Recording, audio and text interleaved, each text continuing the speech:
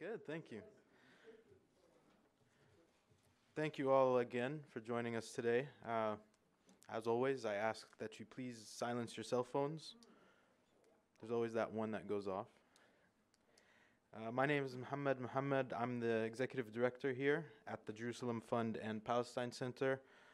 And on behalf of our staff and our board of directors, it's a pleasure to welcome you all here, including everybody that's watching online. It's also an honor to introduce and welcome back our distinguished speaker, David Sheen, who will be giving a talk titled Israeli Politics Decoded.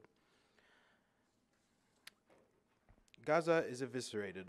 Apartheid is entrenched in the West Bank. Inside official Israel, the ruling party openly promotes racial hatred towards Arabs and Africans. How popular are these belligerent policies among Israeli Jews? And how can we make sense of Israeli politics, where dozens of parties run for parliament and double digits get in, with wild swings seemingly, in who holds power?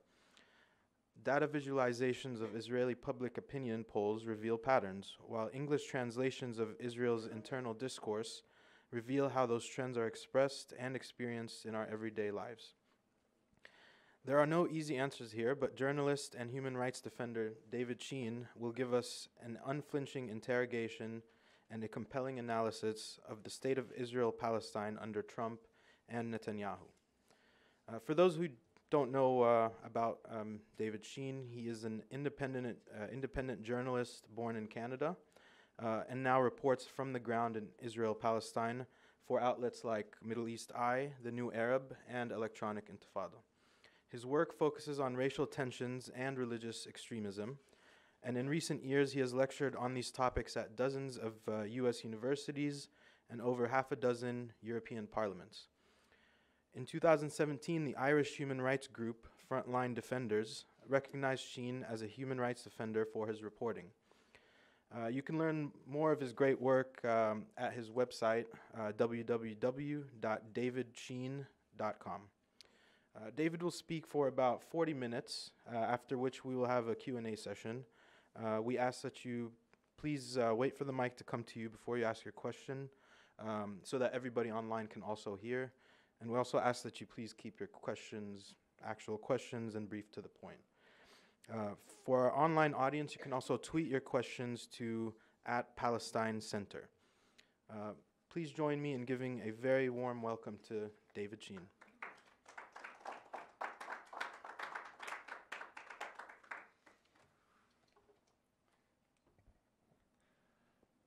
Thank you so much for coming out here today. Thank you for having me here, the center. It's a pleasure, an honor to be back. I wish it could be under better circumstances, but these are the times we live in. So I've come to you here today, and as some of you may know, we are approaching Israeli elections.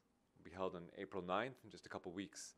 So the thing about Israeli politics is not only do they need decoding because the internal discourse occurs in Hebrew, but also because unlike here in the United States, where there are, for the most part, just two parties, in Israel, we're talking about dozens of parties that compete for the Knesset and double digits that actually get into the Knesset. So, we got a clicker? Yeah. Super. Excellent. Okay, super. So as I was saying, we're talking about 10 plus parties that actually get into the Knesset itself. How is one supposed to make heads or tails? Well, what I did was I said, perhaps we can simplify the system. Instead of talking about dozens of parties, we can talk about 4 political camps that these parties are broken down into. I would argue there are 4 sides. SIDE, an easy acronym to help us remember the names of these 4 political camps. So S for segregation, I for integration, D for domination, and E for elimination. What I mean by the segregation, meaning a 2-state solution, one Israeli state, one Palestinian state. Integration, meaning one democratic state. Domination, that's one apartheid state, one group dominating the other. And elimination, one unitary state ethnically cleansed of the undesirables, the other ethnic group that the ruling class doesn't want there. So this is my analysis, and what I've done is I've broken down the political parties in the Israeli system and attributed to them each one of these four camps. This is, if you're familiar with the parties, this is how I determine where they fall in the system, in the schema.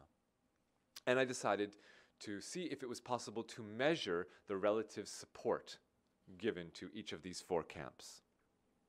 Well, when Israelis are asked outright, as they were in December 2017, straight up, these four options were made available to them, these four solutions, this is how they expressed their opinions. So it would seem, on the face of it, that the camp that is the most popular amongst Israeli Jews is the segregation camp. It would seem that the two-state solution is the preferred solution by Israeli Jews.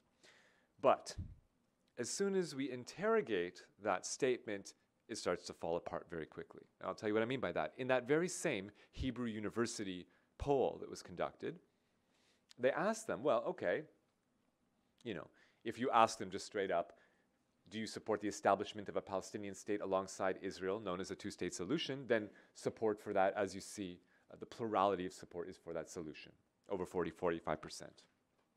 But what if we ask them about the specifics that any two-state solution would involve? I mean, there's all kinds of details that we got to get to the nitty-gritty of. When we say, do you support giving Palestinians sovereignty over air, land, and water? Israel will maintain 2 early warning stations in the West Bank for 15 years. This is one of the criteria that people have formulated. Well, then the support drops. Then you ask another qualification. Well, do you support blocks of settlements being annexed to Israel? Israel will evacuate all other settlements. Again, support drops. You continue to ask, and every time you ask, well, if territories will be exchanged, this, blah, blah, blah, every single thing, East Jerusalem being the capital of the Palestinian state, Haram al-Sharif under Palestinian sovereignty, refugees, having just 100,000 Palestinians being given the right to return, which is, of course, only a mere fraction of the Palestinian refugees.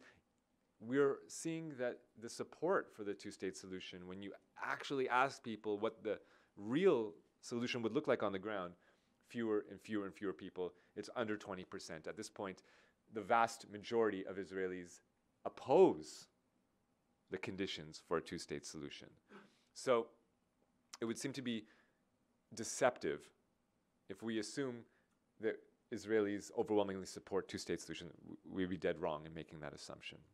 The opposite is the case. Now, of course, any two-state solution such as this is a historic compromise for Palestinian people. It would mean that Israel still controls over 3/4 of the territory of historic Palestine, leaving, even with the West Bank and that little sliver of Gaza, only less than 25%, less than a quarter of the land.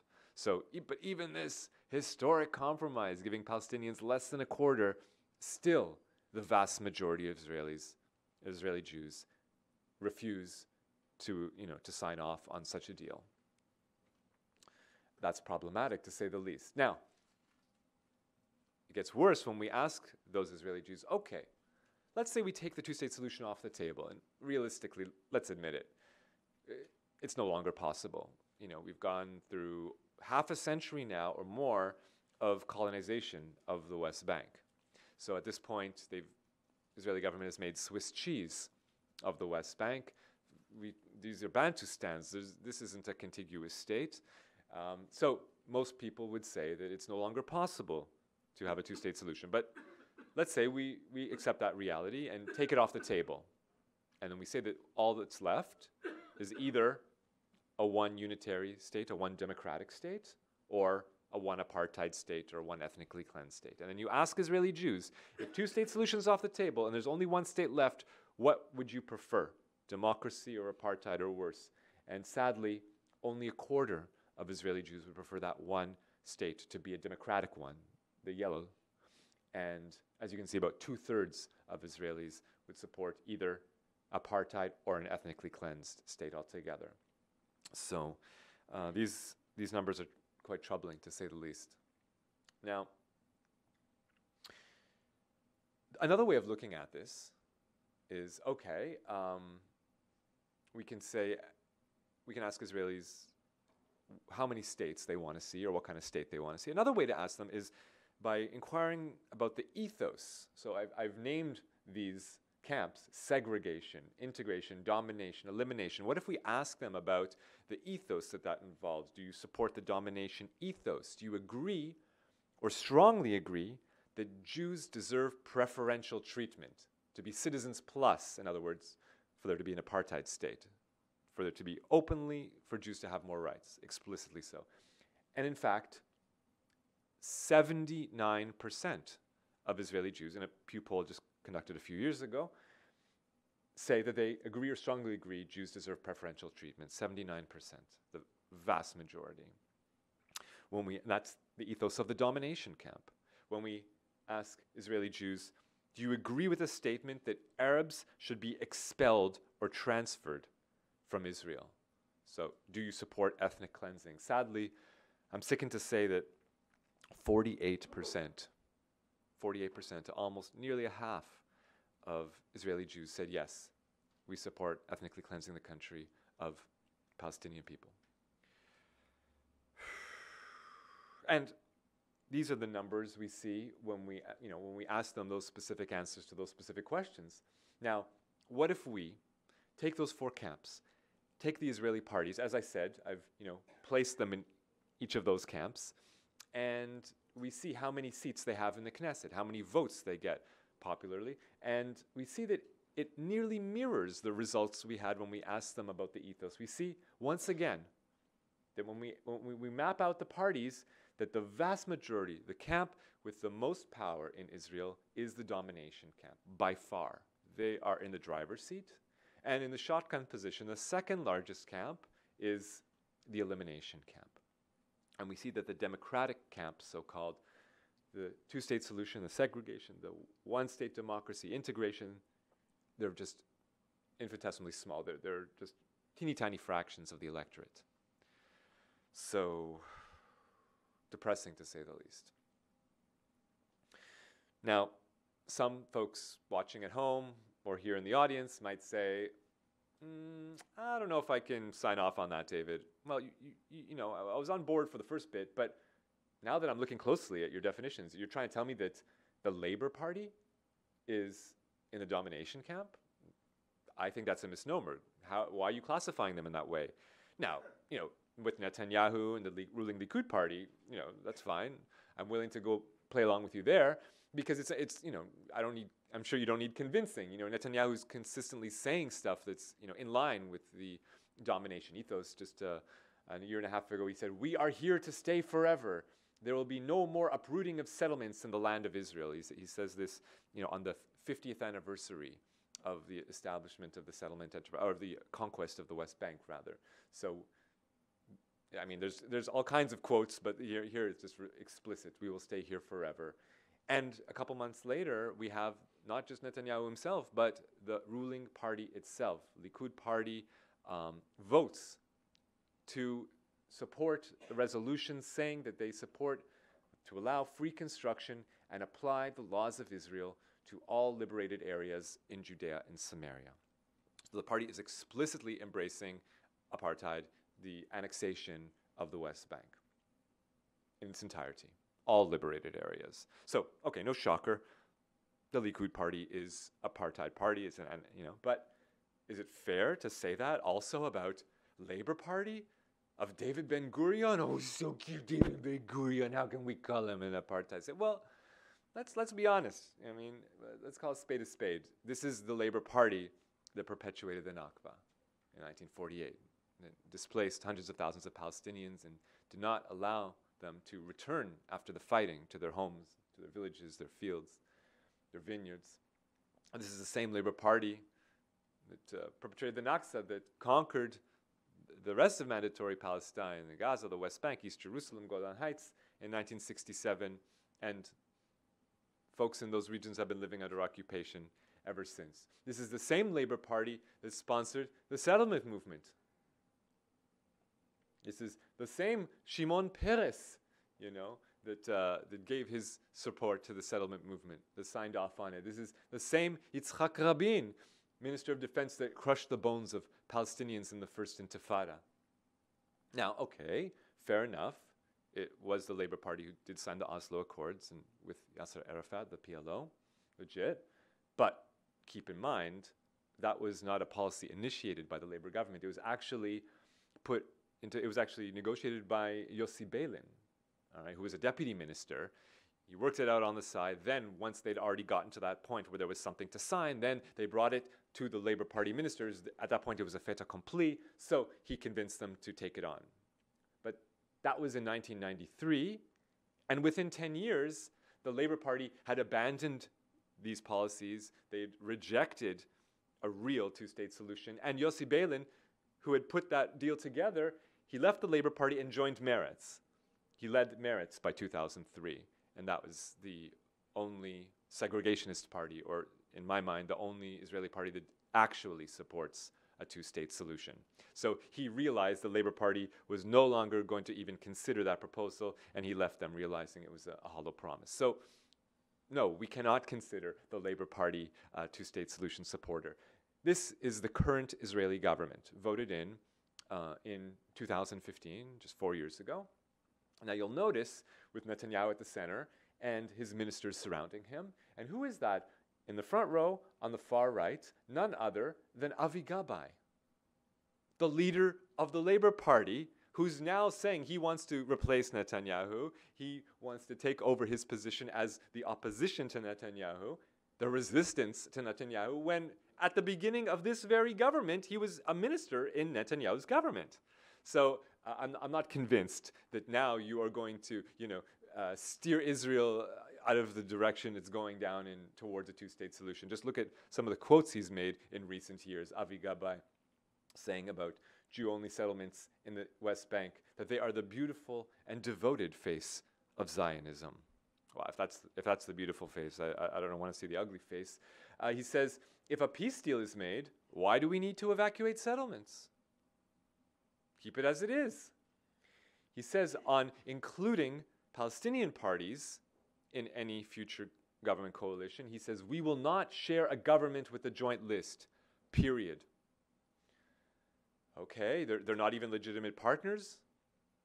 Now, why is this the case? Why? Well, the reason that things aren't going to change anytime soon is, let's look at how, if Gabay says, if the Labour Party says, if any, party that has a shot of taking over the premiership of the country, if they say, we refuse to sit in the government with the joint list, with the Palestinian parties, that's Ayman Odeh, and the yellow strip down the side, right? Then if you refuse for them to be part, you're not going to be able to get to the 50% mark, right? You're cutting out that possibility. The only way for you to go to get enough votes to get 50% of the Knesset is to go right. You need to tack right. You need to appeal to right-wing voters in order to win that 50%. Well, that means your entire messaging and your entire direction is towards that one-state apartheid. And of course, it's much easier for Israeli voters. Why would I vote for the wishy-washy right? I can vote for the authentic, proud of itself right, unabashedly right-wing. And so it's much easier for Netanyahu to amass support in the domination camp and to ally himself with the elimination camp and easily, much more easily, create that majority of the Knesset. And that's why the Israeli parliamentary system always skews to the right, because they refuse to accept Palestinian people, Palestinian citizens of Israel, as legitimate partners in the democracy. Okay, so what does that look like? This is the Israeli Knesset currently as is. This is how the parties break down. So you can see the vast sea of blue, the red, and then the other Democratic camp on the side, only maybe 15% of the seats. Now, this is what I was getting at before. Now, I charted all the Israeli elections since the year 2000, the Israeli elections for Knesset, rather, since the year 2000. Now, you look at it, and it seems haphazard. You're trying to make heads or tails of it, and it's kind of confusing, to say the least. Parties going up, parties going down, who rules, who can say? Well, what if we take those very same statistics, those votes for the Knesset, and we ask, if we put them into their respective political camps, what does it look like then? And the result is this. It's nearly static. For the last 2 decades, there's been nearly no change. Again, consistently, time and time again, 60 to 65% of the Israeli electorate chooses the domination camp. 20% chooses the elimination camp. Integration, maybe 10%. Segregation, 5 at most. These are frightening statistics. Now, that's adult age voters. What about the youth? Can we expect anything better from the younger generation? Perhaps when they earn the right to vote, then they will shift the country in a more liberal, progressive direction? If only that were the case. So, in 2016, Israel's comptroller, I'm not sure if we have a comptroller or something like this in the United States, probably they're called different, but this is someone whose job it is to review the actions of the government and determine how they can be improved upon. And so he put out a report, and he said this report was about Israel's education system, state-sponsored education. And he said in that report, "I will not gloss over the state of affairs. It shows a grim picture. The state of Israel is doing very little to purge the severe phenomena of racism and hatred among youth. More than this, over the years, the Ministry of Education has avoided taking the necessary steps for prevention of racism." So not only is it not doing something to stymie racism amongst the youth, but it's actively not doing so. It's purposefully not doing so. What does that look like? So if they're not trying to stem racism amongst the youth, the actions are even worse than he would say. This is 2016. This is now I'm taking you to 2018, just last year. If you can imagine this, the Ministry of Education held a big conference in which they gave out an award, a Lifetime Achievement Award. Wow, so must have been, an amazing educator. Well, who did they give this award to? None other than this man, Moshe Zar. Who is this man? Well, among other things, when he comes up to receive his award, he has the gall to say to the audience, "I am known for saying, build a house, it's like you wiped out 100 Arabs. Build a settlement, it's like you wiped out tens of thousands of Gentiles. That's the truth." He says this while accepting a Lifetime Achievement Award from Israel's Ministry of Education. Were people shocked? Did they fall out of their seats? Were they scandalized? No. The Minister of Education, Naftali Bennett's in the audience. Does he raise his voice in protest? Of course not. The whole audience claps. This man, Moshe Zar, no one could have been shocked by his genocidal statements. This is the man who decades before had been arrested and evaded a jail sentence, but was arrested and convicted of participating in the bombings of the Palestinian mayors of Nablus and Ramallah and Al-Bira, including this mayor took his legs off, bombing his vehicle, maiming him for life. This is the man, one of the men who was part of that terrorist cell, but he said, "Oh, I'm sick, I don't have the health to, my health doesn't allow for me to sit in a jail cell." So really, he got away, and since then he's been, this is 30 odd years ago when he committed that crime. But he's never paid, and in fact now he's considered someone that we should praise and be inspired by, apparently, according to Israel's Ministry of Education. Well, he wasn't the only member of that Jewish underground cell, violent cell, who went on to great glory in Israel in recent years. We have also from those Jewish underground cells convicted of crimes. He did sit a couple years in jail, not too many though. Chagai Segal, once he was released from jail, he's then gone on to become the editor of a major newspaper in Israel, Makor Rishon, funded by Sheldon Adelson, no surprise. A couple of years ago, who did they make Man of the Year? None other than Elor Azaria, the Hebron shooter. So these are the kinds of people that have been rehabilitated by the Israeli government in recent years.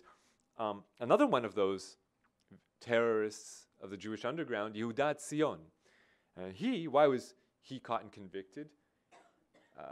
Because he planned to blow up the Dome of the Rock. And the Al-Aqsa compound, he actually had amassed explosives and prepared plans, and his intention was to go and explode it and thereby destroy it, and with the intention of once he would do that, build a Jewish temple on top of it. He wanted to start a war of civilizations. So they did actually manage to catch him in time. They jailed him for his crime, but he got out after a few years, and since he was released, he's gone on to renewed political activity. Admittedly, he doesn't plot bombings anymore, but his intentions are the same. He makes no bones about it. He's straight up. He's back on the mount, and he is trying to resuscitate the Templar movement. Now, what I mean by this is, he gets these lambs, and they bring them over into Jerusalem, and every year they're getting closer and closer to Al-Aqsa. Last year they did it literally right outside, just south of the Al-Aqsa Mosque, actually, and they slaughter these lambs with the intention of saying, from now on, Jewish folks shouldn't be praying to Jehovah, to Yahweh, to God. Instead of the way that they've been practicing their religion for the last couple thousand years, he wants to return to ancient times when Jewish folks sacrificed animals in this temple in Jerusalem. And so now you can see, with the help of Israeli police, they're conducting these rituals annually. Their demand is that they be allowed to do so on Haram al-Sharif itself. They want to do as they imagine it must have been done 2,000 years ago. But we're not talking about one animal. We're talking about, masses. We're talking about, on Jewish holidays, 10,000 or more animals a day. So basically it would be an abattoir outside Al-Aqsa, or what is now Al-Aqsa, but what they wanted to be past tense. And I mean, in the Talmud it talks about, praised be the priests in the temple who are up to their knees in blood. There's still grooves in the ground there where you can see evidence of this. Okay, that was their practice. We did a lot of things a few thousand years ago, but this is supposed to precipitate the establishment of a theocracy. They want to essentially revive a priestly class, where instead of people having a direct line to the divine, instead of being able to pray and speak to God directly, they want them to have intermediaries, a priestly class who accepts gifts and then makes the sacrifices for them. And people would fall and bow down, and the priests would stand on a podium. These are their own documents, right? These are their own illustrations and their own visualizations. So, and they would stand there and conduct the rituals. Of course, only a select bloodline would be performing those rituals, and I might add, no small number of those priestly, these men here conducting the rituals are actually the son and grandsons of Meir Kahana. This is a Kahanist movement, the Templar movement. They are now, as I said, conducting the rituals right outside Al-Aqsa. And they want to do it on the grounds itself. This is the chief rabbi of the Templar movement, Israel Ariel. I talked about the Kahanist movement. Now, a couple years ago, myself and Dan Cohen, another journalist also based here actually in Washington, D.C., we went out to a meeting of these Templar groups to try to understand what they were saying to each other behind the scenes, behind closed doors. We didn't have to present any false credentials. We just walked in. Admittedly, we're journalists. We want to hear what you have to say. And we recorded their inner discourse. And he said straight up,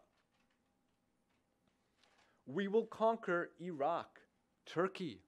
We will get to Iran too. The mosques and the Christian spires and their crosses come down. And if not, you kill all of their males by sword. You only leave the women. This is what the chief rabbi of the Templar movement has to say. This is his vision for greater Israel. As I said, this man, decades ago, he was Kahana's deputy. When Kahana ran for Knesset, he was number 2 on Kahana's list. So now he's being repatriated. And this man, if you can imagine this, decades ago, Kahana was said, the Israeli government said, you're too racist for the Knesset. We can't have you in the Knesset anymore. But now this guy is being brought into the Knesset. I took this photograph in the Knesset a couple of years ago. He now gets standing ovations in the Knesset. He's honored in the Knesset. This is a prize, the famed Jerusalem prize that he received from the mayor of Jerusalem. This is not, a figure that doesn't have any power. This is someone who is accruing power and that, frankly, gets funds from the Israeli government, from multiple ministries. Not just funding, he gets that funding in order to instruct Israeli youth, to go into secular schools and influence kids and try to convince them to learn and love Jewish temples, past and future, or what they'd hope to be. So, okay, at this point, some of you might be a little bit disturbed because generally, especially when I speak with Palestinian audiences, they'll say, "Wait a second, David. To me, I'm opposed to Zionism. I am against political Zionism, and I have nothing against the Jewish religion. And the Jewish religion is a noble religion, and I'm not anti-Semitic, and I have nothing." Now, of course, no one here is trying to take the actions of the Israeli government and say they apply to all Jewish people. But having said that, we cannot say that the Zionist movement is only secular. It is both secular and religious. Doesn't mean that every religious expression of Judaism has this much hate for non-Jews, but we can no longer afford to ignore the fact that there are streams in the Jewish religion that harbor grave ill intentions for Palestinian people specifically and non-Jewish people in general. We have to look at them dead in the eye and understand what we're dealing with. And frankly, look back and see how we got here. So you'll forgive me and give me some latitude here, I hope, especially since I grew up, went to a Jewish school and a Jewish camp and a Jewish synagogue and a Jew. So this was my life, and I feel like I can speak with some authority on this matter since I studied Torah and Talmud to the end of high school. And I'm saying this with some authority. I may not be a rabbi, and I'm not trying to be, but I think that these facts stand on their own. So the Torah, or the Jewish Bible, there's a lot of good stuff in there. I'll be the first to say so. Of course, there's life lessons just like every religious tradition. There is V'ahavta l'reacha kamocha. Thou shalt love thy neighbor as thyself. The golden rule is in every religion. Thankfully, hopefully this should be a model for our behavior. The problem is that by the time that we get into the Talmudic age, by the time Jewish folk are no longer sovereign in Palestine, in Israel, they are now essentially authoring a New Testament. The Talmud is a kind of a New Testament, and it claims also to interpret what the Torah is really supposed to be saying. And what they do is they take this lovely golden rule, thou shalt love thy neighbor, and they put an asterisk there.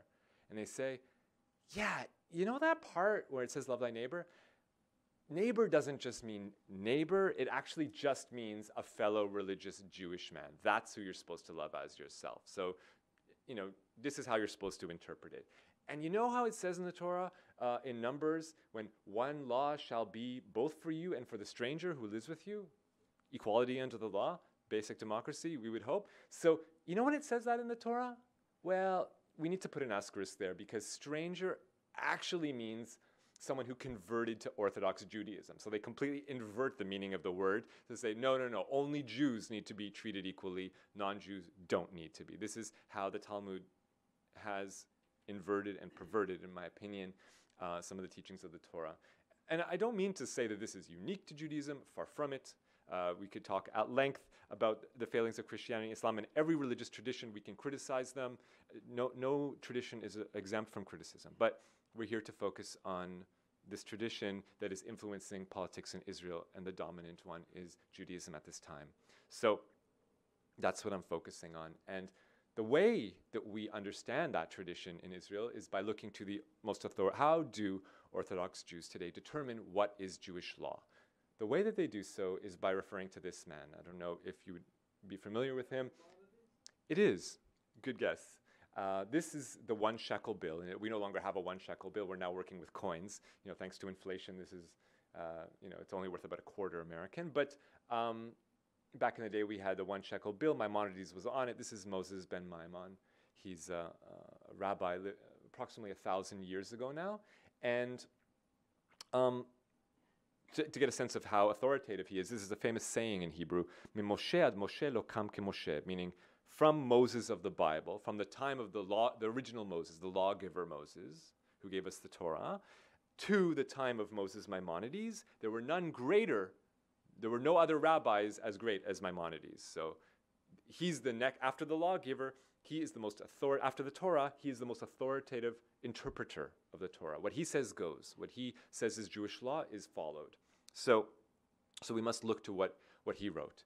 And I'm sorry to say, but by today's standards, he's incredibly racist. There's no denying it. He says in his writings, do not follow the ways of the non-Jews and do not be similar to them in clothes or hair. Anyone who does one of these things, etc., is whipped. Just for appearing like them, just for integrating with them socially. He goes on to say that once Jewish, of course, he's living in an era when Jewish people aren't sovereign, but he's projecting what would be in the future when Jews, in his hopes, would become sovereign. He says, the taxes now he's talking about non-Jews living under Israeli sovereignty. The taxes they get will be that they will be sent to work with their bodies, fortifying the king's palace.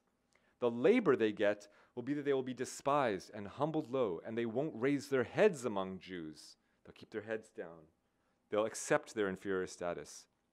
Now that is when Jews have some modicum of strength, but maybe can't enforce all of their will. But he says that when Jews are mightier than non-Jews, we are forbidden to permit them among us, even interim residents. We cannot even allow non-Jews to live in our midst. We must ethnically cleanse the land of Israel of non-Jews. This is how sick it gets, I'm sad to say. Now, what's worse is this aren't just the ravings of a 1,000-year-old rabbi. We're talking now about modern times. This man, Yitzchak Yosef, is currently the chief rabbi of Israel.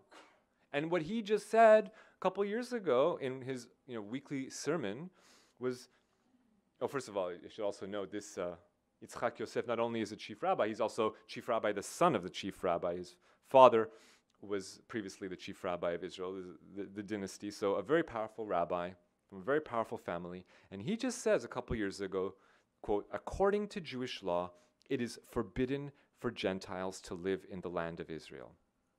He says, if our hands were strong, if we had governing power, then Gentiles should not live in the land of Israel. Any non-Jews. But our hands are not strong. We are waiting for our righteous Messiah, and then they will do this. Okay, well, we can't kick them all out now. We don't have the strength to do so. As soon as the Messiah comes, we will kick out all the non-Jews. Thanks. Scary stuff indeed. Now, maybe some people here are saying, but I thought that the Messiah is supposed to be a golden age. I thought, everything's supposed to be all lovey-dovey and peace on earth and everyone all gets along and kissing and hugging. Well, perhaps for some people that is the case. That is their vision. But at least in Maimonides' vision, and remember, we're going back to Maimonides, he's the one who determines in Jewish law what we follow. So he says that how do you decide? How do you know when we're in that messianic age? He says that there are actually only two conditions that separate modern era from messianic times. Only when these two criteria are satisfied, then we will know we are in the messianic age. He says one is returning to the land. Now, clearly, that's a criteria that's already been met because in the last century, we have millions of Jewish folk immigrating to Israel. At this point, more Jews live in Israel than in any other country in the world. The United States is number 2, but not by much, but it's still, Israel leads the pack. And Maimonides says the second criteria is dominating other nations. Clearly, the Israeli military is one of the strongest in the world. Its arms industry is one of the most powerful in the world. So it would seem, on the face of it, that Israel has now fulfilled the criteria of the Messianic age. So if that's the case, well, my question is, why didn't religious Jews, because we're talking about Orthodox Judaism, so why didn't Orthodox Jews support the Zionist movement, the modern Zionist movement at its inception? In the late 1800s, when Jewish people started a new movement, an immigration movement to Palestine, why were Orthodox people resistant to it and not full-throated supporters of it? And the reason is because it was secular. Because yes, according to Orthodox Judaism, they do want to rule the land, but they want that rule to be a religious rule. They want it to be a theocracy. And so, since the early Zionist pioneers were secular, and there's lots we can say about them, but one thing we have to at least admit was there were efforts at parity, at gender parity, at egalitarianism to an extent, at least for their time. So because women also served in positions of power, including in military escapades, and later on we have an Israeli, I think it was exactly 50 years ago to the day that Golda Meir was elected Prime Minister of Israel. According to Orthodox Judaism, that's a big no-no. According to Maimonides, he says, women may not be made officials, as it says, a king on you and not a queen. So for all tasks, only men may be appointed. He says it's a disgrace for a woman to go outside. Don't permit her to go out except for 1 or 2 times per month as needed. And because the Zionist movement, the early modern Zionist movement was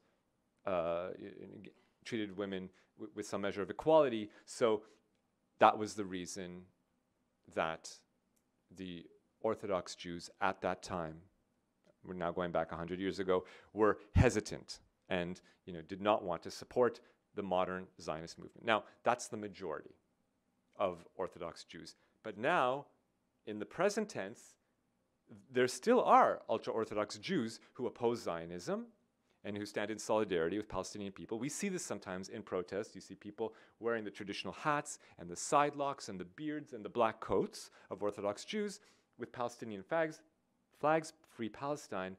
But we must admit this is a minority. This is a very small minority of Orthodox Jews who do this. Now, how did that happen? How was it and why was it that a century ago, most Orthodox Jews opposed Zionism, and a century later, most Orthodox Jews support it? What happened in the interim? It turns out that what happened was a theological innovation. It was essentially hatched by this man. This is the first chief rabbi in Palestine, early 20th century. This is Rabbi Avraham Yitzchak Kook. And first of all, again, I can't deny he was pretty garden variety racism for his time. He said, among other things, the difference between the Israeli soul and the souls of all the various levels of non-Jews is greater and deeper than the difference between the spirit of a person and the spirit of a beast. So pretty demeaning and dehumanizing stuff. But in any case,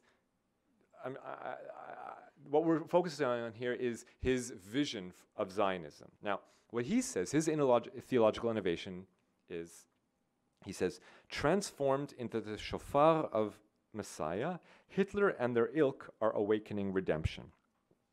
Now, what does he mean by this?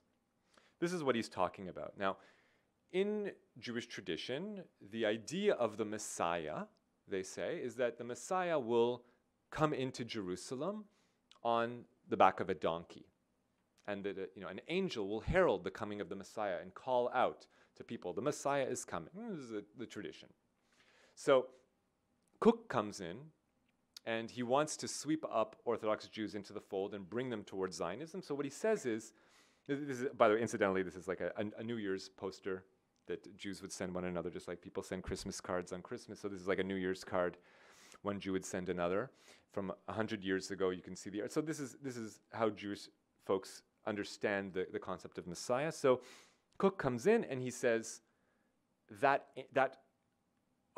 shofar of Messiah, you see the angel blowing the ram's horn, the shofar, he says that angel is Hitler. That those anti-Semites who are persecuting us, who are pogroming us, who are genociding us, they are announcing the arrival of Messiah, meaning that when there is vicious, murderous anti-Semitism against us, that means that we are about to be redeemed. At any minute now, we need to come back to Israel. We need to flee the other countries, move back to Israel, and enter the Messianic age. So he says, the angel, that's the Nazis, that's Hitler. The Messiah, that's us, the Orthodox Jews. All right, we will rule the land. And the donkey, he says, are the nationalists, the domination camp, the secular Zionists. He says, the secular Zionists, we don't like the fact that they're secular. That doesn't reflect our vision for what we want to see in Palestine. But they're useful. They'll come in and they'll do the grunt work. I don't want to have to do that. They'll come, they'll drain the swamps, they'll build the institutions of state, they'll kick out the Palestinian people, they'll do all the things of state, all the aspects of statecraft. And then once the state exists, then we will ride in on its backs, and then we will take over, sweep up the reins of power, and we will rule the land and make it what we want. We will turn it into a theocracy. So this is the vision of the first chief rabbi of Palestine at that time, early 20th century, Rabbi Kook. And this vision manages to sweep up Orthodox Jewry and convince the majority of Orthodox Jews, certainly in Israel and also around the world, to support it. Now, at the time, this is a Jewish socialist response to the Balfour Declaration. Okay, so here in the United States, in New York City, Jewish newspapers parodied that, pilloried that. They said, what? Up until now, our tradition says the Messiah will come and redeem us riding in on a donkey. Now you're saying that Jewish statecraft will come into effect by riding in on a cannon with Roosevelt and the other imperial powers. That's how we're supposed to return to our land, with force, with imperialism. So they were really ridiculing it, the Zionists at that time, who proposed the Balfour Declaration and the colonization of the land. So, but of course, that idea, regardless, was popularized. And the way we see this and how that's taken hold is that if you look at Europe before the Holocaust, in those centuries leading up to the war, Jewish people had always supported a certain segment of their society to study the religious texts. They wanted their community to continue religious literacy, and so they would always send some scholars to study Talmud, to study the Torah texts. But they only would, for all of Europe, at any one time, there would only be about 4,000 students, no more than that. All right, and additionally, I should point out, they would only study for about 4 years. It would be similar to someone doing a bachelor's degree, getting their education, and then going into the workforce afterwards. That's how Jewish folks for centuries carried on their traditions and preserved their texts. This is pre-war. After the Holocaust, because we have now the State of Israel, and we now have state-sponsored ultra-Orthodox Judaism, so my tax money now goes to fund 160,000 or more ultra-Orthodox seminary students who do this for their entire lives, who, for their entire adult lives, study the Torah texts and the Talmud texts, and, this is what my tax money goes for. And we see that these ideas, the furthest right, the most extreme far-right ideas, are on the ascendancy. The ideas of Meir Kahane are now being promoted by top rabbis in Israel, like Dov Lior. And then Dov Lior, establishes institutions to promote the ideas of Meir Kahane. And then David Friedman, U.S. ambassador to Israel, donates money to the institutions of Dov Lior, these Kahanist institutions. Your own ambassador to Israel is funding Kahanism, funding the ideology of ethnic cleansing, outright. Now, Friedman comes to Israel, and of course, everyone understands what he's all about. He hasn't been bashful about it. So he comes to visit a yeshiva, a religious Orthodox seminary, and they present him with what? And you can see he's beaming, he's smiling from ear to ear. Why? Because they've just handed him this photograph that he can put up on the wall. And what is it there? A photograph of that Jewish temple that they want to build, the Templars want to build. Of course, this is what it actually looks like in practice right now, but they're saying this is what we want. We want Al-Aqsa, we want the Dome of the Rock demolished, and we want to build our temple there. And he's so excited by it, looks like, I don't know what he's about to do next, but I don't want to be there for it. So sadly, this is what the this is the new line of the American government. If up till now they've supported apartheid, now they're seemingly starting to support something far worse. And we see that there's also the flip side to it. Of course, he couldn't do it on his own. It's not only the Jewish eliminationists, the Jewish eliminationist camp, that is supporting this vision.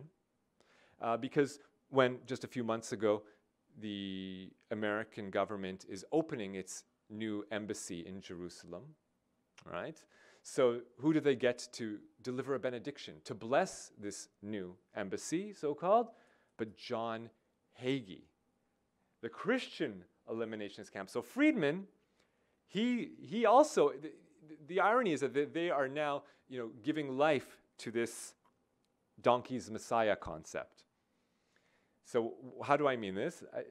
Friedman is in the Jewish eliminationist camp. He believes that the Jewish eliminationists will come to, take over Israel, but they will do so with the help of the Christian eliminationists. The support of the Christian Zionist movement in the United States Congress will push American support over for the Jewish eliminationist camp to rule. Of course, Hagee thinks the exact opposite.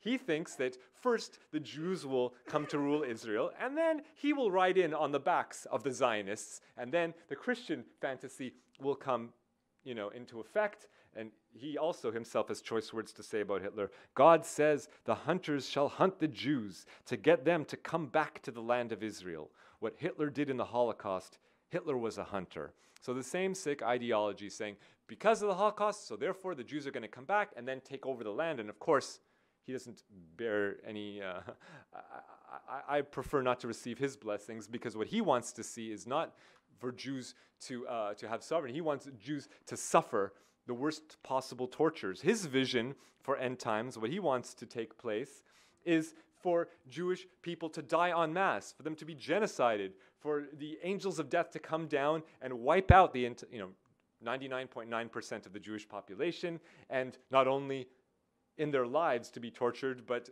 for all eternity in hell to be tortured. This is Hagee's vision for genociding the Jewish people. So, okay, I'm going to put you on pause for one more second, and I just want to note that I don't want anyone to walk out of here and harbor ill will towards Orthodox Jewish people. I think everyone should be judged on their own merits, for their own views, for their own actions, and it's not true to paint everyone with too wide of a brush. I should also point out briefly that there are Orthodox Jewish people in Israel who stand in solidarity with non-Jewish folks. And here's just one quick example so that so we don't lose sight of that. Very, very briefly, a topic I've reported on greatly. This is a group of African refugees in Israel. In recent years, it's not only Palestinian. Of course, Palestinian people are the largest group of non-Jewish people, the indigenous people. They are the longest suffering indigenous people group in Israel, but they're not the only ones. In the last decade or so, we also have another group, African refugees, about 64,000, less than 1% of the population. Israel has rejected 99.9% of their refugee requests, and it has forced out half of the community, ethnically cleansed half the community in just 5 years. So I'm not going to go into any more details. That's just a quick introduction. So one of the ways that Israel forces them out is by making their lives miserable. They got to stand out to renew their visas. They don't have any legal status. So, every month I got to stand in line in the cold, in the rain, in the snow, in the heat, in the summer, and and there's no shade, and there's nothing to eat, and there's nowhere to go to the bathroom, and there's nothing to drink, and you're with your kids, and they're crying, and of course, if you're a white Jewish person and you need to renew your documents, you just go into a government offices and everything is, sparkling clean. But if you're an African person, you have to go to this other separate, segregated office where it's not even an office, it's just a parking lot. So my point is, because this occurred right in front of an ultra-Orthodox neighborhood, some of those ultra-Orthodox people who saw it were moved by it, and they felt bad about it, and so they actually expended resources and time and energy into creating a shelter so that at least they wouldn't have to, stand in the hot sun all day. And they brought porta potties out there, so at least while they're standing in line, at least that they could relieve themselves. And I'm very thankful for that. But those ultra-Orthodox Jews who created that shelter, who provided them with support, when it was reported on, they had to blur their faces. They insisted that they remain anonymous. And the reason why, well, she was asked why, and she went on to explain. She said, "The number of curses I've received since we started this group, in my entire life, I never received even 1% of what I've been getting." She's been told off so badly. Because, yes, of course there are, just like in every group, people of conscience who fight for justice, who want equality.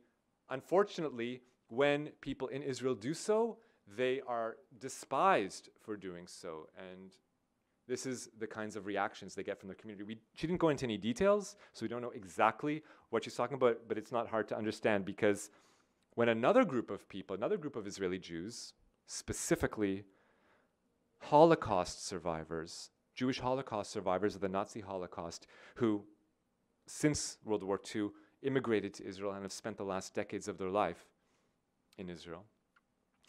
When in the last year, the government has tried to ramp up its efforts to ethnically cleanse the country of refugees, these Holocaust survivors said, "No, don't do so. We will open our houses. We will bring these we will provide them refuge. We want these asylum seekers to stay. Let them stay." So when these Holocaust survivors stood up and were counted and they made a public expression of support, I'm really thankful. I'm glad they did so.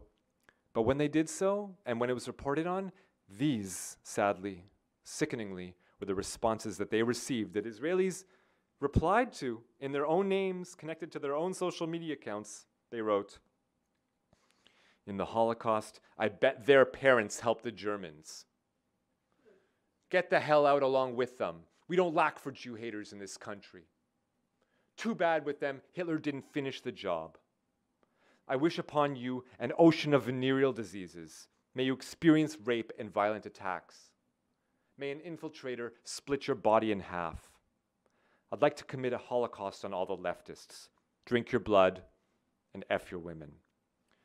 Okay, this is about as bad as it gets. We're in the very, very, very last tail end of the presentation, so I don't want you to lose all hope. I want to say just a couple more words just to walk us out of this, leave us with some sense of dignity. So what I've shown you up until now is the result of state-sponsored religion. It doesn't have to be that way, okay? In this country, with all of its problems, and I don't mean to gloss over them in any way, shape, or form, at the very least, there's some semblance of a separation of church and state. And we need, at the very least, a separation of synagogue and state. We don't have that. But here, because there's an open marketplace of religion, no one religion that receives state sponsorship, so every religious group must contest on its own and win the hearts of its admirers and appeal to their better sense. And so we see that in America, Jewish folk do not express the same sentiments as they do in Israel. Why is that? Well, when we live in the United States and we ask Jewish folk, and this is the results of a Pew poll conducted a couple years ago, Jewish people were interviewed, people who self-identified as Jewish, and we asked them, what is Judaism to you? How do you express your Judaism? Well, what part of your life is, in your mind, your Jewishness? Now, certainly, no small amount of people said, observing Jewish law, practicing the religious rites. That was one of the answers. Other people said, caring about Israel. That's how I express my Jewishness. The dominationist camp, the Zionist camp, quite a large number. Other people said, being part of a Jewish community. That ethos is my Judaism. That's how I am a Jewish person. But the largest number of respondents, the plurality, the biggest group of Jews said, when asked, what is your Judaism? How are you Jewish? They said, working for justice and equality. That is my Judaism. That is how I am Jewish, by doing so. By working for justice and equality, 56% of Jewish American respondents said, that's my Judaism. That's how I'm Jewish. That's how I practice my Judaism. So to me, it's at least one little bit of hope to know that it doesn't have to be this way. It could be different. So the last thing I'm going to say, to take away, what can we walk away from this presentation with? If someone has this conception that, oh, Israel's great and it's awesome, I'm wearing rose-colored glasses and everything Israel does is awesome and Netanyahu's great, of course, that is beyond idiotic. That is the farthest thing from the truth, okay? But it's almost equally idiotic to come to the conclusion that, oh, Netanyahu is really bad, but Gabbai is good. If only the Likud party was replaced with the Labour Party, you know, the Great White Hope, then everything would be amazing and all would be good. That dichotomy is almost as ridiculous and erroneous. So it's important that if you take just one thing from this presentation, it's that when you do so, when you break it down to this false binary, you are eclipsing the fact that Israel's elimination camp that wants to ethnically cleanse the country is a very powerful camp and very influential. You're eclipsing the fact that the domination camp isn't only Netanyahu. It's Gabbai as well. It's the majority of the Israeli political parties that are actually supporting apartheid. And you are eclipsing the fact that the two-state solution camp, the segregation camp, is infinitesimally small. It's a teeny tiny fraction of society, only merits. And of course, you are eclipsing the voices of the Joint List, the Palestinian parties altogether, and not only the Palestinian citizens of Israel, but the Palestinian citizens who are not citizens of Israel in the land. We need to start hearing their voices. I probably don't need to tell you that, but let that at least be the one lesson we walk away from this presentation of Israeli Politics Decoded. Thank you for coming out here today.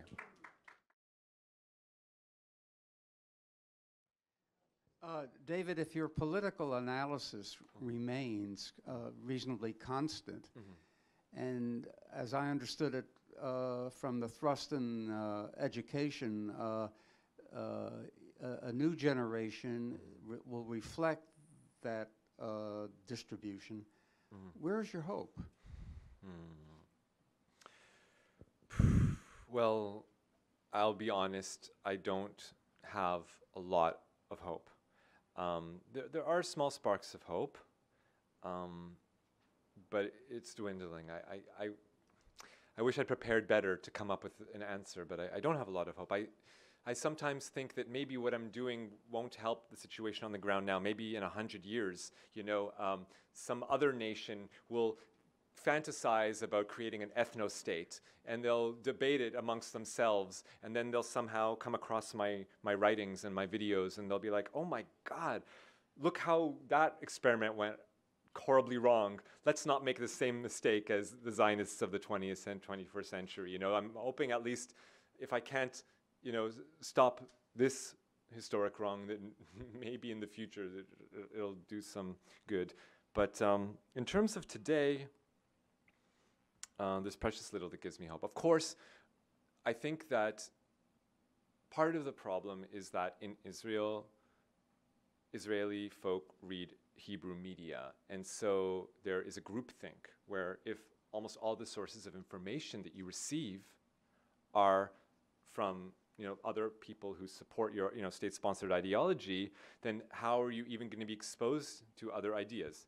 Let me just give you a small example of what I mean by that. I showed you how it breaks down here. So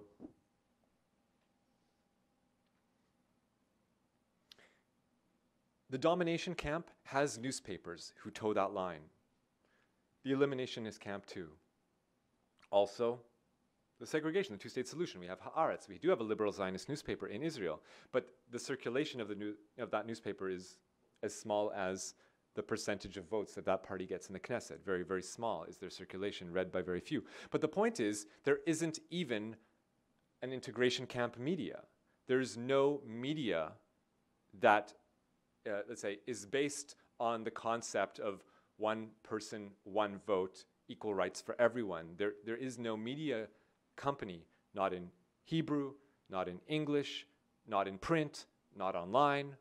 So if there's no outlet for that, how can Israelis even be exposed? When I was a child, I didn't even realize this was a possibility. When decades later, I met other people finally who were like this, I stopped feeling ashamed of myself for believing in that, but being afraid of speaking out because I was the only one I knew who thought this way. Once I realized there were other folks, it gave me the strength to stand firm in my belief that equality is a must and nothing else is acceptable. So I would hope that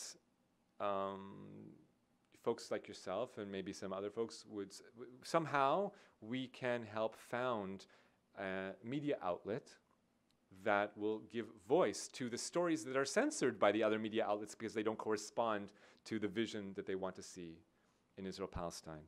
And I'm hoping that once we are even able to put that out there, that those ideas will filter down. But right now it's an uphill battle because these stories don't have an outlet and there's no way that people can even be exposed to them.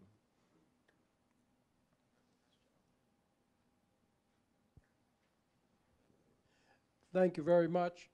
I particularly appreciated your graphics. Cheers. And I learned a lot.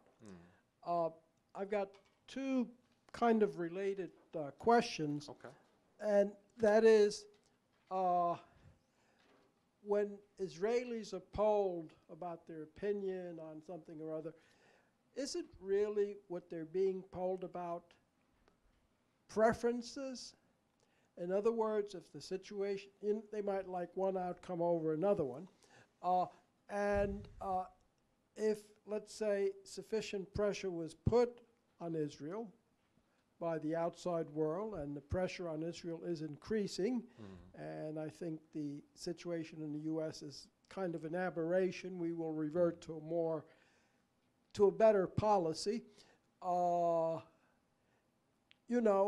The attitudes and you get some adequate leadership in Israel, the attitudes of the people and their preferences will change when they realize, well, we don't have all these choices.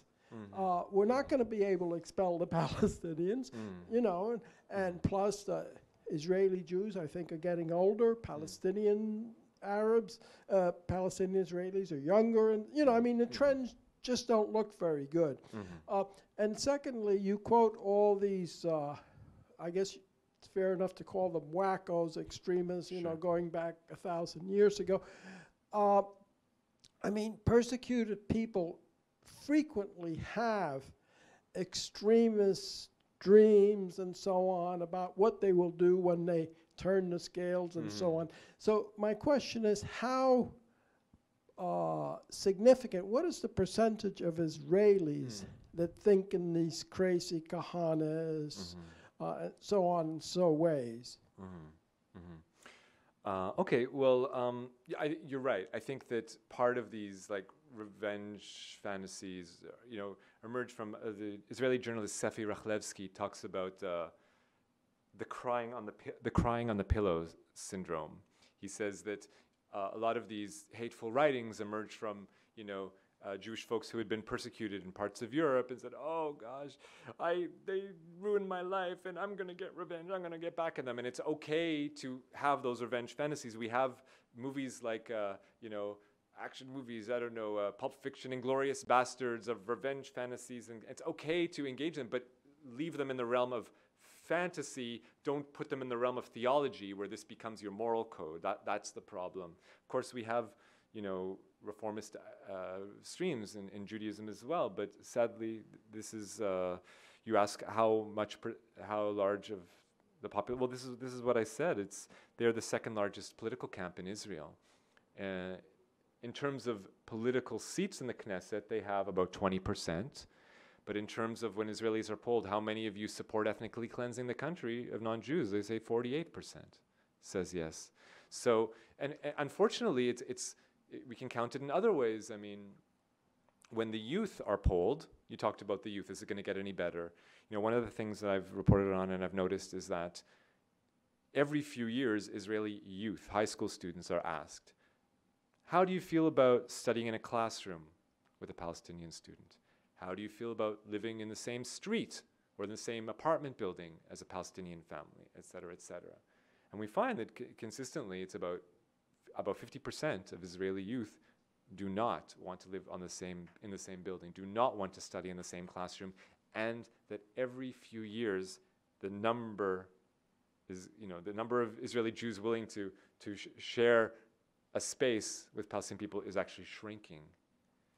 And that's what's scary, you know, that the youth aren't getting more progressive, that they're getting less so. Now, you mentioned about, what about tough love?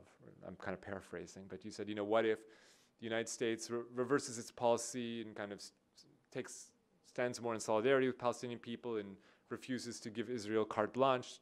Could then Israelis realize, okay, you know, sober up, and, you know, there's no choice. We're not going to get the ethnic cleansing some folks want, and let's just learn to live with our neighbors.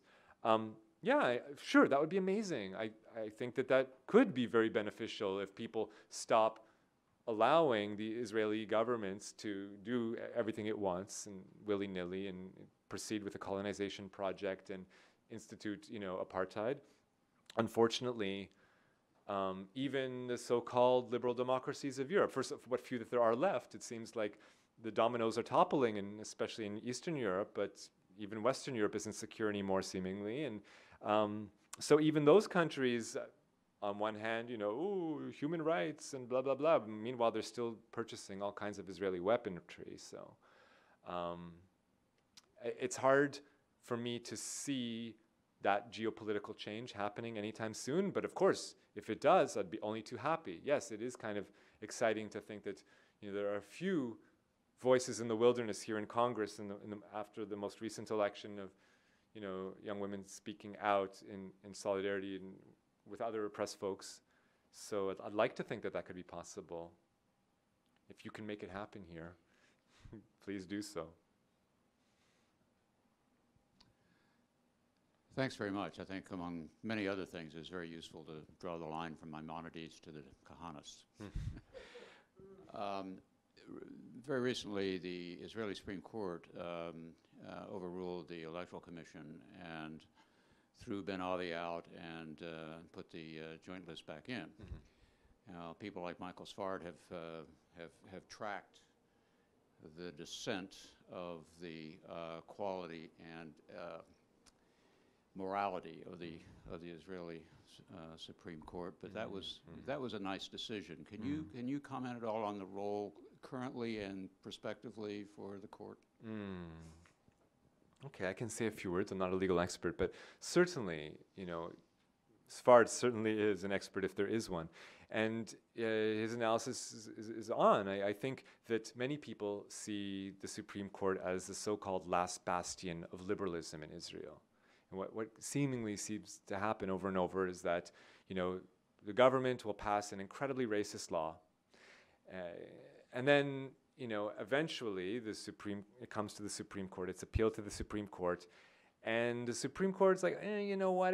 That's just a little bit too racist. Let's just trim the fat off of that legislation. You know, just cut off the worst excesses of it. But then essentially they send it back to the legislature, and then they just re-legislate the same law with a couple small amendments. And okay, maybe they didn't get the worst version of it, but it's still atrocious, and they still pass these laws. So that's what we've had up till now. Now, in the last 4 years, the Minister of Justice has been Ayelet Shaked, who is openly called for genocide of Palestinian people. All the Palestinian people are the enemy. The Palestinian mothers need to die, and their little snakes they gave birth to need to die. This is the person who Netanyahu made justice minister, and it wasn't an accident. She spent the last 4 years hollowing out the justice system. If you've been following it, what she's been doing has been, okay, on one hand, stacking the courts with far-right appointments. Of course, I don't need to explain this to you here in the United States. I'm sure you've seen this left and right in the Trump administration. But not only has she been putting those people into power in the right places, but she's also been threatening the Supreme Court to neuter it. The idea is, they said, if you Supreme Court justices continue to, demand that Israeli law comply with, notions of human rights and such, then we will strip your power to be able to disqualify laws, to be able to declare them unconstitutional.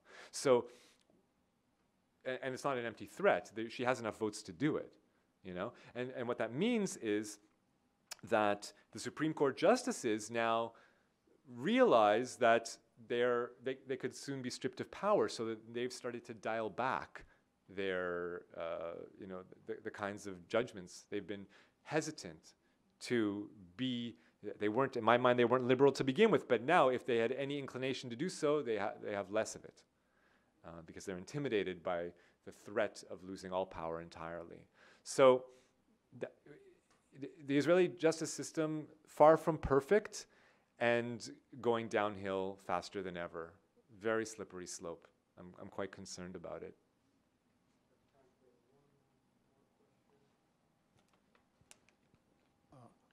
I was wondering, what is the perception of Ethiopian Jews in Israel and the dominant structures of thought in these 4 different camps or visions of Israel? Okay, great question. And just yesterday I was in Philadelphia actually giving a lecture on this topic, so I wish you could have been there. Once the video goes up, I'll follow me on social media and then you'll get to watch it. But in brief, I'll try to answer that. So in my mind, white supremacy is a dominant factor, certainly here in the United States, certainly in Israel and Palestine, and presumably everywhere in the world, or if almost everywhere in the world.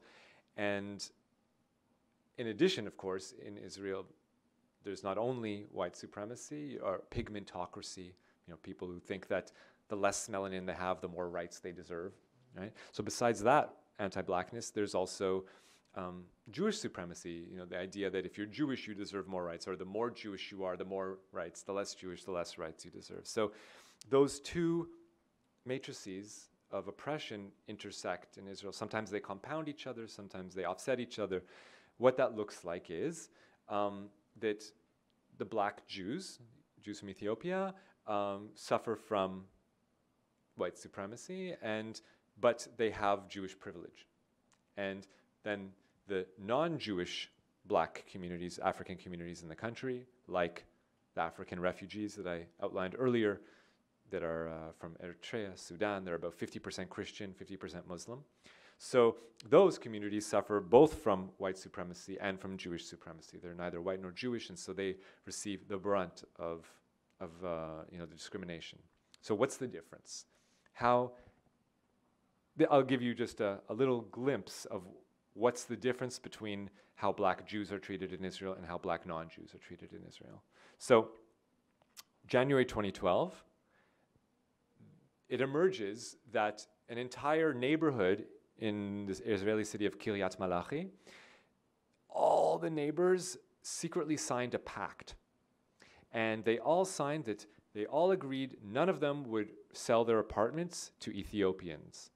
None of them would even rent their apartments to Ethiopians. Oh my God, they smell so bad and they're criminals. And if we allow any of them to move in here, the cost of, the value of our homes is going to drop. And so we all agreed no one's going to do that. Now, the difference is that they did that on the down low. They did it secretly. It was a secret compact. They signed this in secret, and they didn't want anyone to know. Once it emerged that this is what had happened, it became a big news story. It was a scandal. People, at least some people, were shocked by this and embarrassed by this. The difference is that the year before, dozens, in fact, hundreds of Israeli chief rabbis who are paid very nice salaries from my tax money, authored a religious edict saying that it is against God, it is against Judaism, it is a sin to sell or rent apartments to African refugees, okay, to the black non-Jews.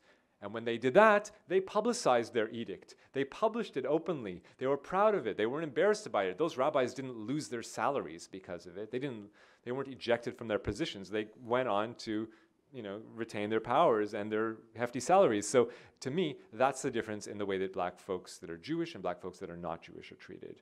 There is discrimination, but at least there's some shame around it, and cover up around it towards the black Jews. Towards the black non-Jews, no shame around it. The biggest concern, seemingly, of black Jews, if we look at just the last month, too bad I don't have the photos here, but again, the video will be out soon, and you can see for yourself thousands of Ethiopian Jews filling the streets of Israel, downtown Tel Aviv, blocking the largest thoroughfare in the country, Ayalon Highway, which runs through downtown Tel Aviv, blocking both sides of traffic, like 6, 7, 8, 9 lanes of traffic. So you require large numbers of people to do so, demanding an end to police brutality. There are many problems, many kinds of racist phenomena in society, but seemingly the ones that Ethiopian Jews are angriest about is that they feel police forces take out their aggression on them willy-nilly. They realize that they can. They know that they can, that they will get away with it. And the Ethiopian community has paid a high price. There have been many young men who have died in recent years at the hands of police, and there have been no indictments in those cases. So that's why the community just a month ago took to the streets and demanded an end to these police brutalities. Of course, those are just a couple vignettes, but I hope they gave a little bit of a picture into what that experience is like. When you talk about how the different camps relate to Ethiopian Jews, it's a bit complex, and I don't think I've done a study that measures that yet, but it's an interesting thing to pursue maybe the next time I come back. Thank you so much for such an excellent presentation. Please give David a round of applause.